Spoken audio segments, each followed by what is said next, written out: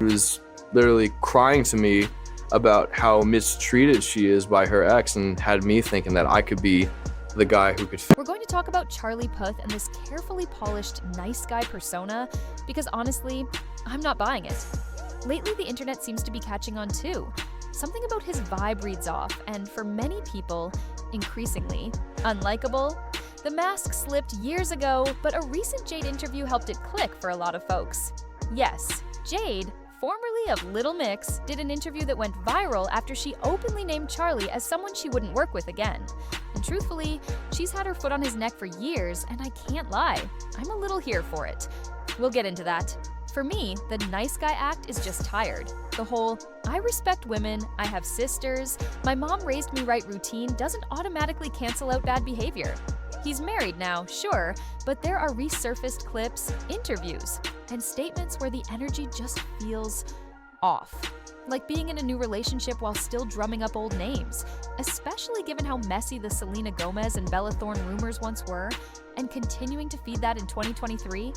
Wild. Career-wise, the rise is undeniable.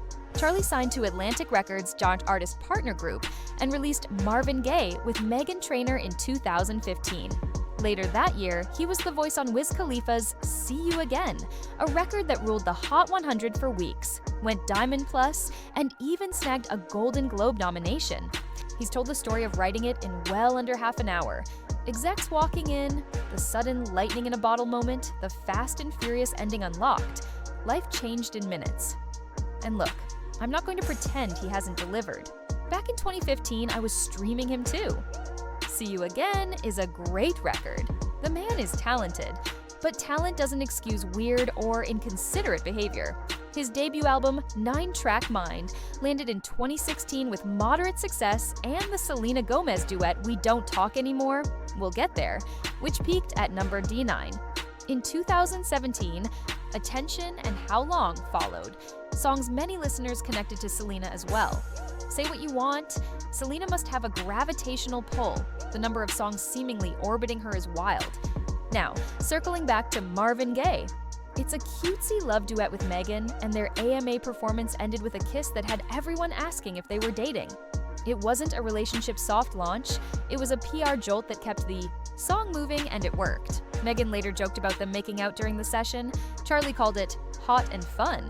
If that chemistry happens between consenting adults in a studio, fine. Recording can be intimate, the vibes can be strong, and sometimes a staged moment is just that, staged.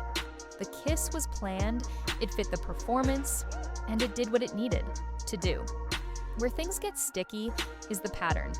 Charlie collaborates with a lot of women, and the studio can be an emotional space, but his approach can feel strategic, almost targeted. Again, adults can do as they please when everyone's on the same page. The issue is when boundaries blur or persistence reads as pressure. Which brings me to Selena Gomez, a major example. After We Don't Talk Anymore, rumors flew that they were dating. Personally, the duet is cute, if not exactly my favorite pairing. Selena, of course, was locked in that on-again, off-again whirlwind with Justin Bieber. And yes, we were all tuned in. Charlie has talent, range, and a devoted fan base, but the safe romantic alternative narrative people tried to paint for Selena never truly landed for me. Charlie said he played the song for Selena after they met at a 2015 MTV after-party. He thought their voices would blend perfectly, and she recorded her part quickly, famously in a closet, done in minutes. She even brought him on stage during her revival tour. He looked starstruck, she looked friendly professional. Then, as we all know, she cycled back to Justin.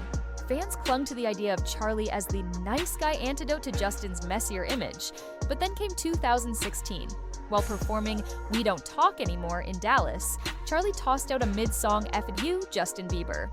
Later, in a FaceTime clip that made the rounds, Justin brought it up, saying it hurt his feelings. Charlie insisted it was sarcasm blown out of proportion. Maybe it was a joke, maybe it was petty frustration over the Selena situation, but it read insecure and messy either way. Now back to Jade from Little Mix, because this thread matters.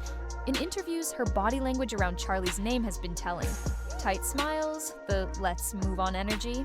And in a recent Say It or Shot It, when asked who she wouldn't collaborate with again, she said it plainly, Charlie Puth.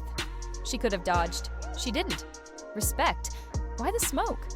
The rumor that keeps resurfacing is that Charlie flirted with her during a performance. She clearly wasn't reciprocating. She mentioned having a boyfriend and he kept pushing. That's the red flag. If someone draws a line, you honor it, especially in a workspace. There's also that interview. Game? Friend zone, marry, kiss, where he sorts names like Meghan Trainor, Selena Gomez, Kendall Jenner. It's light TV fluff, yes, but it contributes to a pattern, the public centering of women he works with, reads into, or talks around. With Selena in particular, the vibe she put out publicly was friendly collaborator, not romantic lead. That disconnect between how he frames the dynamic and how the woman frames it creates friction. Then we get Attention, a song about realizing someone wanted the spotlight, not love. Fans debated whether it was about Bella Thorne or Selena. The video's visuals fueled the guessing. He's also described memories of a woman's perfume and how it messed with his head. Again, plenty of women can have straight male friends and keep it platonic.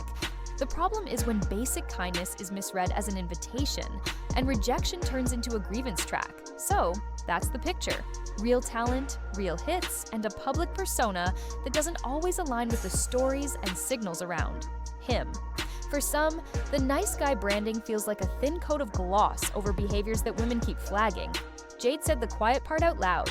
Selena's public signals stayed professional. The studio lore sits somewhere between chemistry and convenience. And that's today's Hollywood tea. Patterns matter more than moments. What do you think? Is this just awkward PR and messy timing, or is the brand finally catching up with the behavior? And here's where the pattern really hardens. Plenty of women can keep things strictly platonic with male collaborators, but he too often reads simple kindness as a signal. And when he shoots his shot and gets turned down, the energy curdles into grievance, shade, or a conveniently timed confessional. That friend zone, marry, kiss chatter on light TV. Cute on the surface, but it keeps centering women he works with as flirt fodder, not colleagues. With Selena, her public vibe stayed collaborative and cordial, not romantic. The mismatch between his framing and hers is exactly why the speculation kept spiraling. Then there's the sensory trigger stuff. Perfume, memories, late-night nostalgia, spun into narratives where he's the nearly savior, almost boyfriend, tragically misunderstood. It's compelling pop myth-making, sure, but when the myth begins to excuse boundary blurring, that's where audiences start side-eyeing the nice guy brand. So, zoom out. He's gifted, prolific, and commercially undeniable, and also a case study in how glossy PR can't outrun repeated red flags. Jade said the quiet part out loud. Selena's signals stayed professional. Studio lore reads equal parts chemistry and calculation. Strip away the captions and the curated softness, and the same picture remains. Talent, yes, plus a trail of moments women keep flagging. Maybe it's awkward PR and unfortunate timing. Maybe the persona finally matches the behavior. Either way, the pattern speaks. What's your take? Harmless messiness or a mask we're all done entertaining? In interviews, Charlie has painted these cinematic moments, late-night hotel rooms in Manila, a confessional about an ex mistreating her, the "I thought I could fix her" impulse, even a specific perfume that sent him spiraling.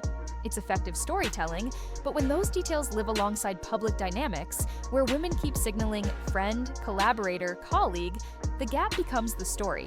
Plenty of women can keep straight male friends without romance. Kindness isn't consent, and chemistry in a studio isn't a contract. The healthier move after a no is simple. Accept it and move on. That's why Jade's boundary matters. Rumors say she flagged her relationship and he kept pushing, which reads as a red flag in any professional space.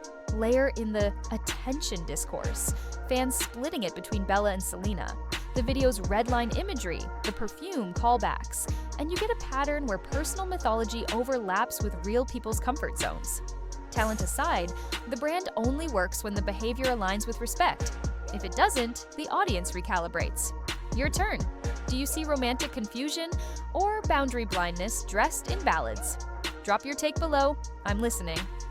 One last note before we wrap. The perfume motif he keeps referencing, those sensory callbacks, the dramatic framing, works as pop storytelling, but it also risks romanticizing boundary friction. Call it regret, call it karma, call it the dress you only remember after the fact. Either way, the symbolism doesn't erase how things landed publicly. Collaborators signaling professional, a peer plainly drawing a line, and a fanbase increasingly clocking the disconnect between brand and behavior. Talent can carry a career, respect sustains it. If the image is gentle, considerate, safe, then the choices have to match. On stage, in studios, and especially off camera, and that's where I'll leave it. Patterns matter more than individual headlines, and right now the pattern is loud. Big hits, bigger narratives, and women who keep flagging the same thing? Maybe it's sloppy PR, maybe it's a mask slipping. You tell me. Do you see harmless pop drama or a persona that's outpaced by receipts? Drop your thoughts in the comments. I love you all, and as always, I'll see you in the next.